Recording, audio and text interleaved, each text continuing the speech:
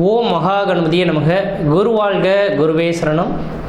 ஆன்மீக அன்பர்கள் அனைவருக்கும் இனிய வணக்கங்கள்.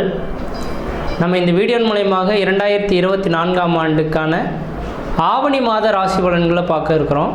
நம்ம அடுத்ததாக பார்க்க இருக்கிறது பார்த்திங்கன்னா மீன ராசிக்கான வீடியோ. இந்த மீனராசி அன்பர்களுக்கு ஆவணி மாத கிரகநிலை அடையும் போது உங்களுடைய ராசிநாதன் சொல்லக்கூடிய கிரகமானது ராசிக்கு 3ஆம் இடமான முயற்சி ஸ்தானத்தில் விட்டிருக்கிறார். 9ஆம் அதிபதி தனாதிபதியோடு சேர்ந்து உட்காந்துருக்கார். செவ்வாயும் குருவும் சேர்ந்து குருமங்கல யோகத்தோடு உட்காந்துருக்கார் அப்படின்றீங்க.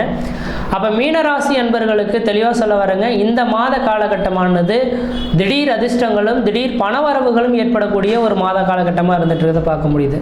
எப்படி சார் சொல்கிறீங்க அப்படின்னாக்கா, உங்களுக்கு இந்த நேர காலகட்டத்தில் உங்களோட ராசிநாதன் முயற்சி ஸ்தானத்தில் வெற்றி ஸ்தானத்தில் உட்காந்துருக்கார். அதில் 9ஆம் அதிபதியோட தொடர்பு பெறார்.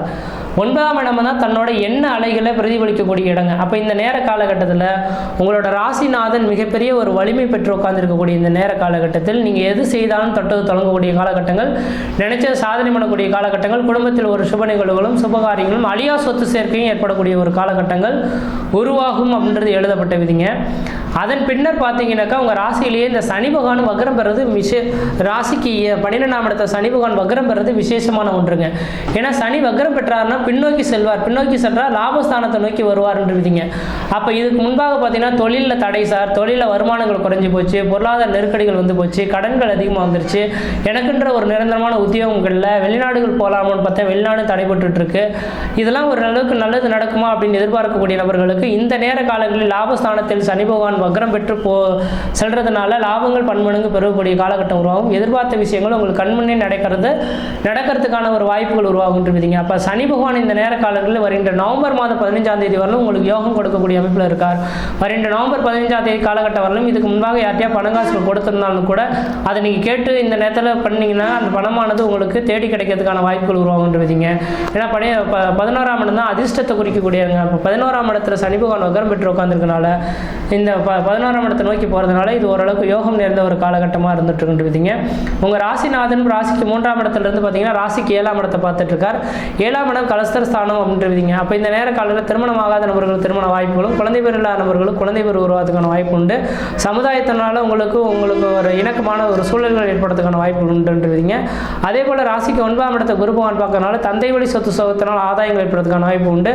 தந்தை வழி சொத்து சோகத்தை பிரிக்கணுமா அப்படின்னு நீங்கள் ஆசைப்பட்டீங்கன்னாக்கா இந்த நேரத்தில் யோசிக்காமல் தந்தை வழி சொத்து சோகத்தை பிரித்து வேலை செய்யறதுக்கான ஒரு காலகட்டமாகவும் இந்த நேரம் இருந்துட்டு இருக்குன்றீங்க. அதே வேளையில் பார்த்தீங்கன்னாக்கா இந்த நேர காலகட்டத்தில் உங்களோட ராசிக்கு பார்த்தீங்கன்னாக்கா 11ஆம் இடத்தை குரு பகவான் பார்க்க இருக்கிறார். 11ஆம் இடம் லாபஸ்தானம் அப்படின்னால இந்த நேர காலகட்டத்தில் பார்த்தீங்கன்னாக்கா 11ஆம் இடத்த அதிபதினு சொல்லக்கூடிய கிரகமும் 11ஆம் அதிபதியும் அதே இடத்துல வக்ரம் பெற்று நிற்கிறதுனால லாபங்கள் அதிகரிக்கக்கூடிய காலகட்டம். உங்கள் ராசியை லாபஸ்தானத்தை குரு பகவான் பார்க்கறதுனால மீன ராசி என்பவர்களுக்கு இந்த மாத காலகட்டம் எனக்கு தெரிஞ்ச அளவு பணமானது பல வழியிலிருந்து வரக்கூடிய காலகட்டமும் யோகங்கள் பெறக்கூடிய ஒரு காலகட்டமாக இருக்குது. எந்த அளவுக்கு நீங்கள் முயற்சி எடுக்கிறீங்களோ அந்த அளவுக்கு இந்த நேரத்தில் லாபங்கள் பெறக்கூடியும். யார்ட்டையா கொடுத்த பணங்கள் திரும்ப கேட்கணும்னா இந்த நேரத்தில் கேட்டு வாங்குறதுக்கு ஒரு நல்ல பலன்களை தரும். அது மட்டும் போதானே இந்த நேரத்தில் சனி பகவான் தான் உங்கள் லாபாதிபதி 11ஆம் அதிபதியாக வராரு இல்லைங்களா. அந்த சனி பகவானோட அமைப்புல இந்த மாதம் பிறக்கிறது சனிக்கிழமை. இந்த மாதத்தில் 2 பிரதோஷம், சனி பிரதோஷம் வரக்கூடிய காலகட்டமும் சனிக்கிழமை. விநாயகர் சதுர்த்தியும் பார்த்தீங்கன்னாக்கா இந்த மாத காலகட்டத்தில் தான் இருந்துட்டுருங்க. அப்போ இந்த மாத காலகட்டத்தில் சனி பிரதோஷம் 2 இருக்கிறனால இந்த சனி பிரதோஷம் என்று 1 லிட்டர் பால் ஒரு முளம் முல்லைப்பூ வாங்கி கொடுத்து இந்த சிவபெருமானுக்கு அர்ச்சனை பண்ணிட்டு வந்தீங்கன்னாக்கா முன்ஜென்ம பாவங்கள் நீங்கிறதுக்கான ஒரு வாய்ப்புகள் உருவாகுன்றீங்க.